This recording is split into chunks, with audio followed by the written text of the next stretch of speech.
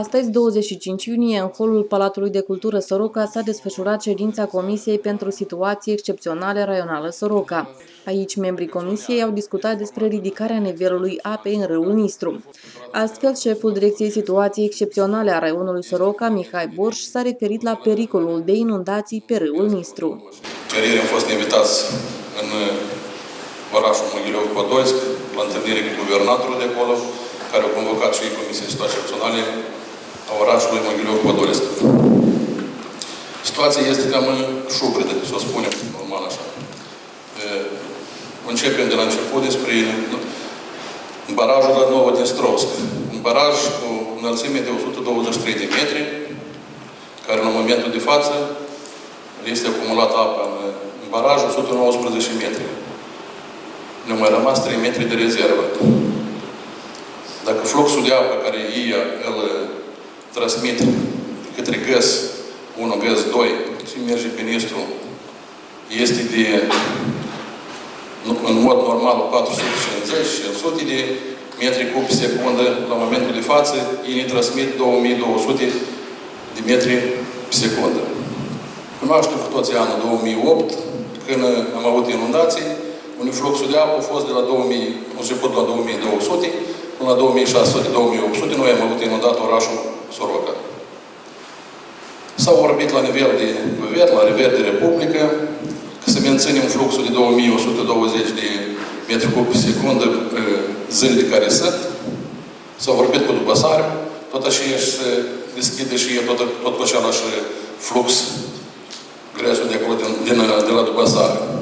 Dar unica întrebare care este și la dâns, și eu nu cunosc și e normal că apă vine de aproximativ la dâns din Carpați, apă vine 4000 de cuburi pe secundă.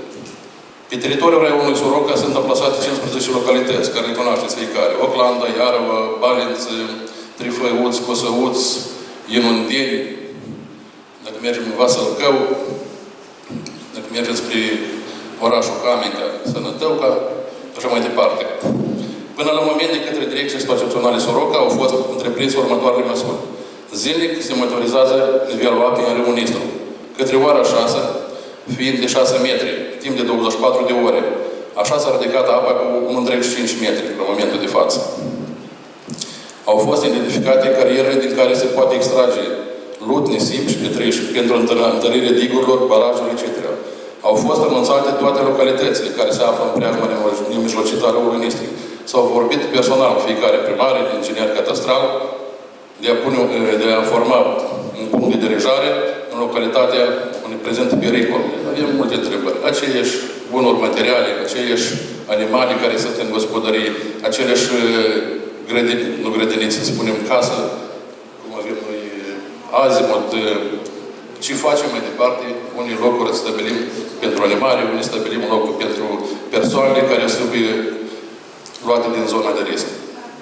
Cu privire la situația la punctul de trecere a frontierii de stat în comuna Cosăuți, s-a referit Mihail Voinițchi, șef sectorul de frontieră Cosăuți.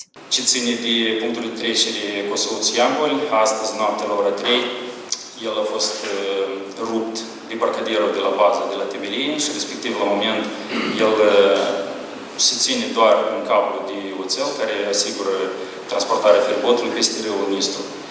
Mizăm pe cablul de oțel, dat fiind faptul că el a fost câțiva ani în urmă, a fost schimbat unul nou și mizăm pe faptul că el va rezista apelor și își va menține poziția la malul punctului de trecere. A fost informat agentul economic în persoana SRL Quadrant, care întreprinde la moment niște măsuri de întărire a feribotului să nu se ducă mai la vale. Au fost informați patrulile Poliției de Frontieră privitor la informarea permanentă a populației, să nu neglijeze de regulile și mesajele impuse de autorități privitor la consolidarea în lichidarea consecințelor. Situația la punctul de trecere a frontierii de stat în municipiul Soroca a fost prezentată în cadrul ședinței de Dorin Zabrian, șeful adjunct al sectorului de frontieră Soroca. Sectorul politic de frontieră Soroca are în gestiune 3 puncte de trecere. Soroca, Țichinovca interstatal, Soroca, Țichinovca local și Vaslăcău, Velica Coșuța. Situația în punctele de trecere la moment este următoarea. În punctul de trecere, Soroca-Țichinovca interstatal, care se află în municipiul Soroca, din cauza nivelului ridicat al apei, a fost inundat feribotul, s-au rupt centurile de siguranță și a fost dus la vale. La moment se află pe partea statului vecin, mai pe la mijlocul Gănestru, în dreptul cetate. Perimetrul punctului de trecere este parțial inundat. Cabina de control nu prezintă careva riscuri de a fi inundată. Punctul de trecere Soroca-Țichinovca local, de asemenea, este situat în municipiul Soroca. La moment, careva risc de a fi inundat nu prezintă. Punctul de trecere Vasălcău-Velica Coșința este situat în satul Vasălcău. La moment, perimetrul punctului de trecere este inundat. Cabina de control persistă riscul de a fi inundat și ea, însă toate bunurile de acolo au fost evacuate.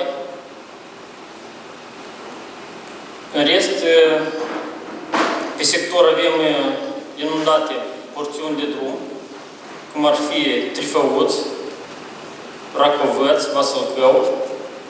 După finisarea ordinei de zi, în cadrul ședinței au fost discutate și alte subiecte ce țin de prevenirea inundațiilor. Dumneavoastră sunteți invitați astăzi în fața tuturor cetățenilor și în fața Comisiei pentru Situații Excepționale pentru a ne aduce un raport conform segmentului de construcții ce va aparține dumneavoastră și momentul de risc ce reprezintă. Situația dată care este acolo, embarcațiunea care se face una publică pentru tot municipiul Soroca, ea nu este una privată, este un parteneriat, așa cum v-am lămurit. Deci ea nu prezintă niciun pericol, la moment ea practic a ajuns la nivelul critic când dacă era o problemă, deci ea nu mai rezista această construcție. Construcția este autorizată, construcția are toate documentele și expertizele ecologice necesare și acolo momentul de inundație nu poate avea loc. Pe deasupra, fiindcă nu ajunge niciodată, fiindcă cineva s-a exprimat, domnul Borș, fiindcă de sub chiar acolo, sub această îmbarciune, sunt două porțiuni de statura unui om care iese cu mult mai jos. Deja eu am fotografiat-o astăzi, ea este la jumătate de nivel acestei găuri. Gaura respectivă prin ea se scurg toate apele de scurgere din municipiul Soroca. Și în cazul dat, dacă noi mai crește apa cu 1 metru, eu bănuiesc că apa nu ajunge sus, acolo unde este îmbarciunea respectivă. Dar el, prin zonele de evacuare a apelor, ea intră în municipiul Soroca. Deci asta este problema principală. Restul acolo nu este schimbat nimic. Eu deja am luat unele măsuri și sunt pregătiți sacii de nisip ca noi să putem încă pune acolo locul celălalt unde este mai slab, să-l putem bloca. Dar altă situație nu este, fiindcă zidul este înlocuit cu o sticlă care este mai rezistentă ca zidul propriu-zis. Au fost abordate întrebările care socotiu erau necesare de discutat. Trebuie să le preîntâmpinăm în caz de risc. De ce era necesar și este necesar de elaborat planul dat ca să ne mobilizăm, să facem față lucrurilor. Ieri menționat faptul că nivelul apei în râul Nistru a crescut și pe parcursul zilei de astăzi. Amintim că Serviciul Meteorologic de Stat a emis o avertizare de cod portocaliu privind creșterea nivelului apei în râul Nistru în intervalul de timp 24 iunie-2 iulie.